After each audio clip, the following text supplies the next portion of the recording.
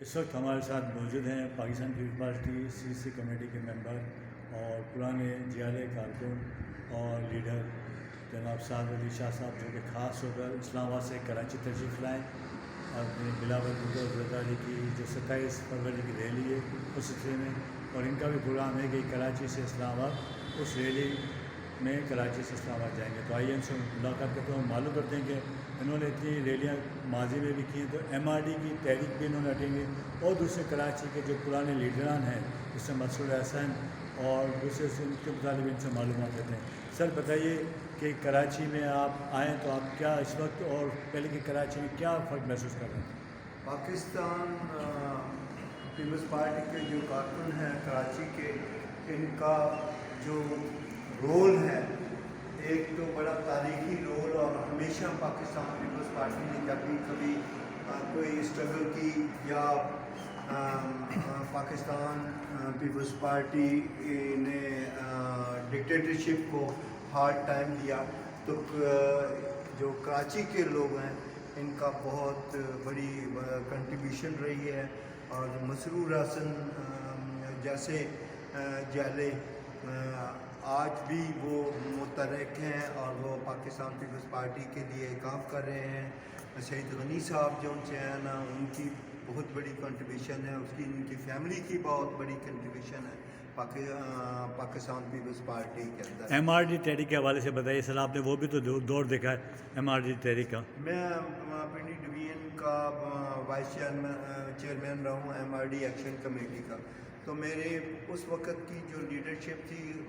جو MRD کے اندر لوگ تھے، جو اس وقت کے تمام پولیٹیکل پارٹیز کے جو سربراہ تھے، اور آج ان کی مطلب ہے کہ بچے جو ان سے نا وہ پارٹی میں ایکٹیو ہیں، تو ان سب سے میری ملاقات اور ان کے ساتھ کام کرنے کا MRD میں مجھے موقع ملا۔ اور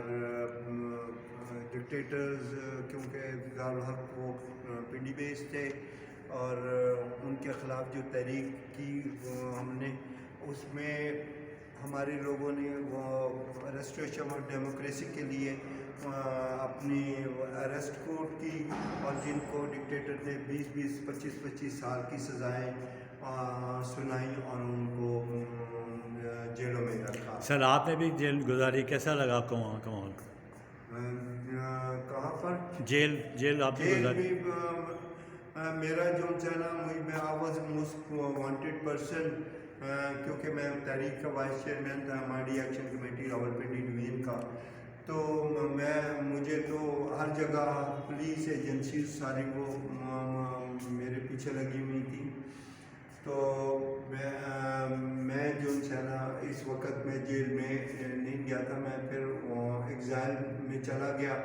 اور ایگزائل سے میں کراچی میں آیا۔ کراچی میں مسرور حسن، منظر عالم، اور اس وقت کے جو ہمارے ڈائی ہارٹنگ اور جو جوان تھے، اس میں نسیم احمد عثمانی بھی، ان کی بھی بڑی کنٹریبیوشن تھی پارٹی میں، لیکن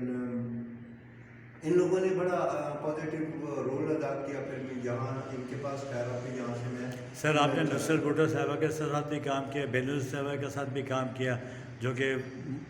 وزیر اعظم رہ چکی ہیں، تو ان کے حوالے سے کچھ بتائیں گے سر؟ جی، محترمہ نصرت بھٹو صاحبہ، جس وقت بھٹو صاحب جو اریسٹ تھے، اور پھر